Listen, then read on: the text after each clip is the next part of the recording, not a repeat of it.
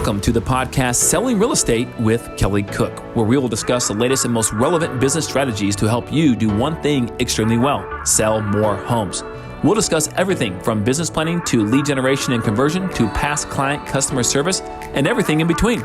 Join us for authentic conversations and nuts and bolts takeaways you can implement into your business today. And now, Selling Real Estate with Kelly Cook.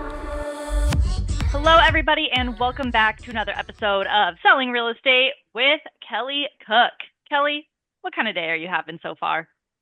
It's great. Have you done all your stuff? Are you on track to win the morning today?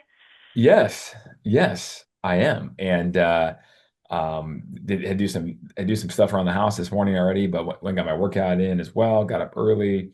And it's been awesome. It's been awesome. But listen, coaching your sons in tackle football is a big deal. Okay. And so there's practice every single night between the two teams. And it's a lot, but I wouldn't trade it for the world. So it's a blast. So football season's awesome, and it's tiring, but still gotta get up in the morning. No excuses. No excuses. No one cares. Through football season, probably one of your busiest times, like personally, of the entire year, right? Yep. And then, but the consistency in business is key. So still getting up, doing all those things, especially as we're kind of closing out the end of the year. And speaking of 2026 kind of approaching here. Yeah, I know I always start in October. I always am like, all right, I've got to start thinking about 2026, and it's still, months away. But what you're doing right now is going to set you up for success in 2026. And today we're going to talk a little bit about not just the actions you can take, right, and all of that, but how to save more money going into 2026. And not just for you, but something that you can share with your clients as well. Kind of, Kelly has a strategy here that you and your clients should be taking advantage of. So Kelly, let's talk about it. How are we going to put more money in our pockets or keep more money in our pockets in 2026?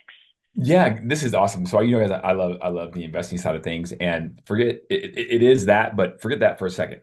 If you want to save more money and keep it in your pocket to use for, I don't know, Christmas gifts, to use to start the year off with some additional money in your business account for 2026 expenses, whatever it is, right? There's all kinds of things you use money for, like all of us could. But guys, I made a post about this, and I want to talk about it on the podcast. I think it's that good, okay? Because we're right in that area of time of the year where it still matters and you can make a difference for yourself or your clients. This is a great piece, like a dog whistle piece, if you will, right? To call out anybody on a post that wants to save money or put more money in their pocket by the end of the year. Okay. And who doesn't?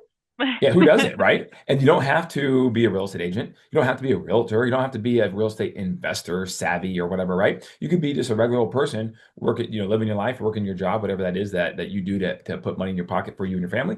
And here comes this idea. And you're like, holy crap, I can make money. And this is real. This is real. Okay. So here's what it is, guys. Let's cut to the chase. What this is a short-term rental loophole. Now, I hate using the word loopholes, okay? Because it's not a loophole. It's in the tax code. Guys, did you know? I said this before, I'll say it again. Did you guys know? And this blew my mind and changed my whole paradigm on this when I heard this years and years ago. But the tax code is extremely thick. I can't remember how many pages it is, right? But the IRS tax code for the United States of America is very, very thick. Did you know about 98% of that tax code talks about what you do not to pay taxes? And the other 1% to 2% of it talks about how you pay taxes. Think about that for a second, right? So the tax code is telling you if you want to pay less in taxes, what you need to do. Because all the tax code is a series of information and documents and information, right, that is incentivizing the average American to not pay taxes. And that's the incentivization to go out and do X, Y, or Z. And if you do X, Y, or Z, then they say, cool, you get a discount. That's what it is, because they're trying to spur behaviors that are going to hopefully help the overall economy and people, the citizens of the United States of America, right? So they know they can't do it all. So they're spurring and incentivizing people to go do these things, these activities, behaviors they want you to do. And by doing so, you get discounts on your taxes. Okay, so let's get the whole loophole thing, and it's not fair. And listen, life ain't fair. The only fair I know about is the county fair.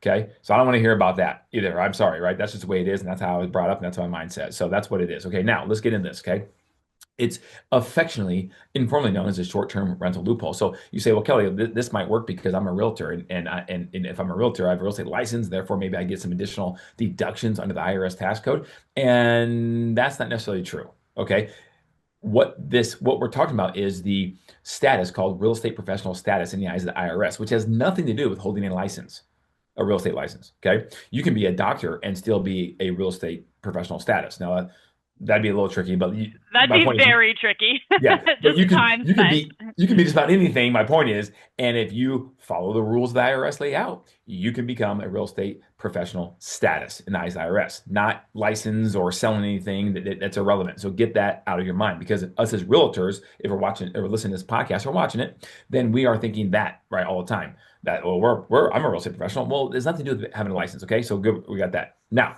what this means is that you could say, look, to all your clients, if you want to save some money on your taxes, why this is such a great mechanism. If you go out and buy a property, now it's going to end up being an Airbnb, VRBO type property. That's what it's going to be, okay? Because there are certain things that you have to hit to be able to qualify under this provision. And there's quite a few things, and this is not tax advice. I'm not a CPA. It's not legal advice. I'm not a real estate attorney, but a couple things like material participation. Okay, you have to participate in the property, in the process of the property, and you have to have length of stay be 7 days or less. Okay, so if those things happen, which that falls perfectly along with the Airbnb. Now, does that mean you can't have anyone ever stay for 14 days? Of course you can. The average of the people who stay in your property have to be 7 days or less. Okay. That being said, if you do that, here's the beautiful thing, guys. This is what part you don't want to miss. The magic pill of real estate investing is depreciation. Okay. Cash flow is great. Appreciation is great. Equity buy down, also, it's all great. Depreciation is the magic pill. Okay. And when you cost segregate your property after you purchase it, okay, and then that combined with your bonus depreciation at 100% on top of it, right? Supercharge your ability to then write off depreciation against your active income. That's the key. See, the IRS designates two separate things, okay? You have active income, you have passive income. You have active losses and passive losses. And typically the IRS doesn't want those crossing each other. There's a brick wall between the two, okay? So you can take active losses, things like, if you start a business, if you're a doctor and you buy an x-ray machine, right? Okay, you can use that as a write-off against your business, okay? Because that's an active loss against your active income. Well, in the passive side of things, if you have a rental house, you're a doctor. Your rental house, that's passive income, not active income. So any losses against that rental house will be used against your passive income. Well, Kelly, my cash flow is only a few $100 a month, so my depreciation would be way higher than that. You're right, it would. And if you cannot find a way to obtain, quote unquote, real estate professional status as the IRS, then you will be stuck not being able to write off those passive losses, which could be immense, against your active income, being a doctor or being a school teacher or being whatever it is that you are for your day job. Okay. This is the interesting part, because now if you obtain real estate professional status, you can do that. But it gets better, because if you buy a short-term rental and you check the boxes, the stipulations for material participation, 7 days or less, you don't have to obtain real estate agent status in the eyes of the IRS, professional status.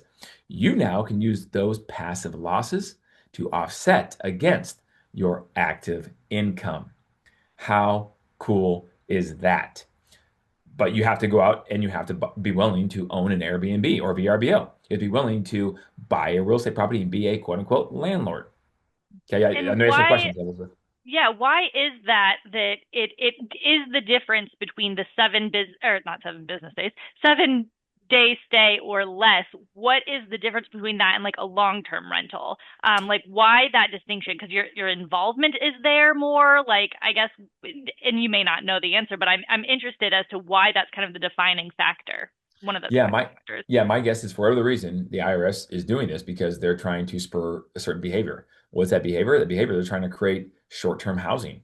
For why? That's the why. I have no idea. Right? Why is that more important than long-term housing for folks that want to rent? I Yeah, don't know. I could guess a few things, but then you have the hotel industry lobby is a big lobby, and they don't like yeah. that, and so you have those things too conflicting against what Congress passes and tax reform, and so honestly, at the end of the day, I don't know how or the why behind it. but it is in the tax code. And so that is a beautiful way to be able to not have to worry about obtaining all the things that could get you real estate professional status in the eyes of the IRS and no longer have to worry about that. You can use that depreciation. Okay. And we'll go over some numbers here, some hypothetical general rough numbers here in just a second. And Question. yeah, I will, not really a question, just more of an observation. Maybe, I don't know the reason here either, but maybe it is because if you have a short-term rental like that, your involvement in the property's upkeep, maintenance, daily, you got to pay for cleaning or whatever, all of that is a lot more heavily involved than if you have a, rental where people are staying there for a year, you come in with, some maintenance things here and there. Maybe that's a reason, is because you are going to spend a lot more time, energy, resources, more frequently at a short-term rental. I mean, that sounds nice of them, maybe, but who knows? Yeah. But Yeah. yeah, There's no because if doubt. you think about it, you are going to probably be spending a lot more time, energy, money, resources in a 100, short-term rental 100%. like that. But why does the IRS care? Yeah, Right. I don't yeah, know. I guess I mean, they're just being nice. outside of thinking like, well, I guess, if you're actually participating in the property, it's more less likely to be run down. But, I mean, not everyone can afford to live in an Airbnb, right? Or go on vacation and rent an Airbnb for, 7 days or less. So it's interesting. It really is. I don't know the answer to exactly But it behind that. exists. And you know what? And honestly, I think a lot of the stuff, probably in tax code or whatever government does, no one really knows the true answer behind it, right? That's just what it is. And okay, Take can't change it advantage where you until, can. yeah, Yeah. that's right. That's right. So you just follow the rules that they lay forth or set forth, right? So now let's go over some hypothetical numbers, okay? Just really rough. Okay. So if you bought a property for say $350,000, okay, um, you would be able, in that situation, you'd be able to take depreciation in that first year if you do a cost segregation report, right? And get a study done and do it the right way and all that fun stuff. You can't just have some willy-nilly CPA just throw something together and give you a random number, right? That's not how it works. Okay. So you have to invest some money on that report, that cost seg study. You're going to be able to fast forward in year one, somewhere in the ballpark of say $200,000 of depreciation on that $350,000 house. Now, it could be a little bit less, it could be a little bit more, actually. You just don't know for sure until you get the cost seg study, but it's going to be in that realm, that ballpark. So let's say it was $200,000.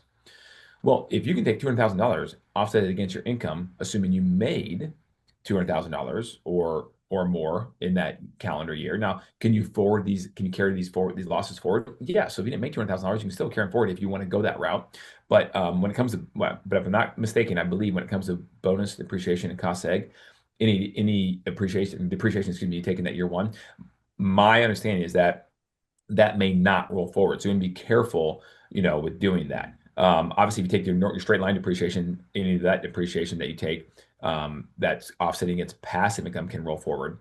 But yeah, check your CP on that one. But the point is, let's say you make more than 200K and your tax bracket is at 20%, let's just say 20% of 200K is $40,000. Your tax bracket's 30%, $60,000. So you're talking about taking $40,000 to $60,000 that you would have got the checkbook out, wrote a check to the IRS, see you later, kiss it goodbye. And where's that stay? In your pocket.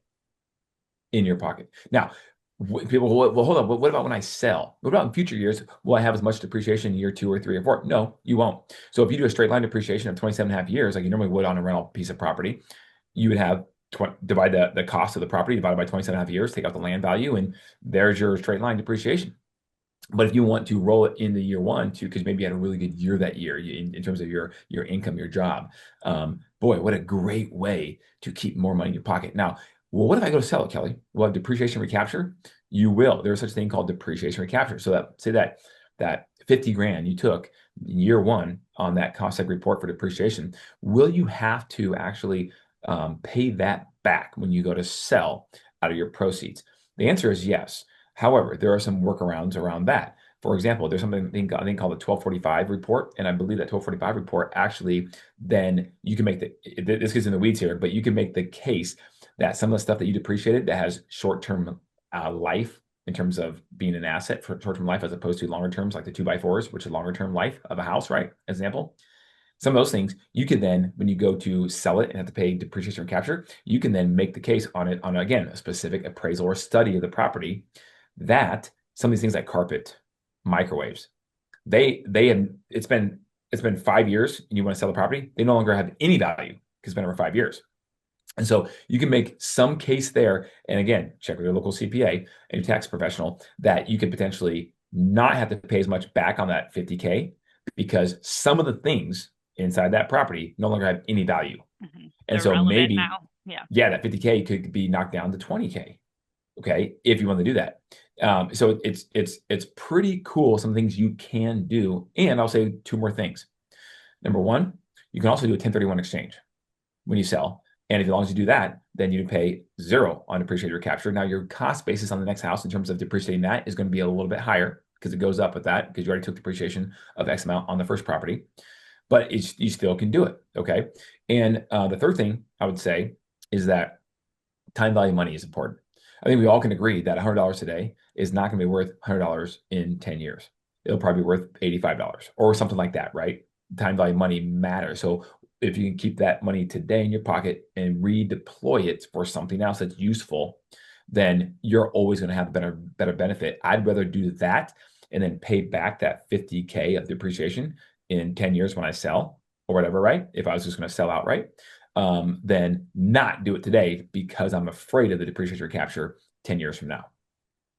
Yeah. Okay. Does that all make sense, Elizabeth? At a high level, general level, at least. Generally, yes. So I'm like, we got a little bit in there that I am not a CPA either, or any of that. So started getting in there a little bit for me, but I think that this is something that you do not have to be an expert on. No. Work with other people that are right to help you through this. But this is something at a high level that you should understand as a real estate professional. So kind of already built in, like that you're around real estate, you're going to see opportunities. This is something that you should take advantage of, but also something to understand at a high level so that you can share that with your clients, as we kind of talked about, being that hub of information for all things real estate and real estate adjacent for your clients.